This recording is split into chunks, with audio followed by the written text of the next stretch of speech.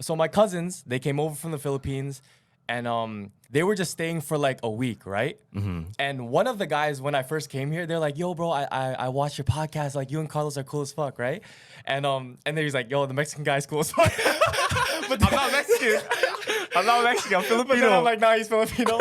And then I'm like, "Yeah, bro. Like, do you have any ghost stories?" And I'm like barely listening to him because I'm like half awake, right? Yeah, he's late. So yeah, so the guy goes, "Oh yeah, like I have a third eye." Oh, shit. So I'm like, okay, that's cool because my mom has a third eye, Yeah. and doesn't really see shit, right? But he sees. But his is way more active than my mom's third eye. active. Right? So obviously there's not a lot of rooms in my house, and there's a bunch of people staying, all my cousins staying at my house in Pickering, yeah. right? So one of them is staying in the basement, right?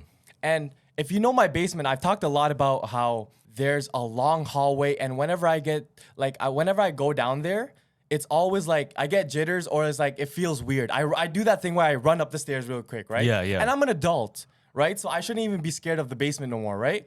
So the guy, he said, "Oh yeah, we put him in the basement." He said, "Oh, when I first got there, he said, 'Oh, may basita ka?' And in Filipino, that means, 'Oh, there's another guest in my basement.'" No.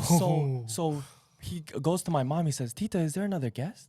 And my mom's obviously like, "No, what? You guys are the only ones sleeping down there." Yeah. And obviously, when he realized that it wasn't a guest, he went back down there, and whatever entity he saw, yeah.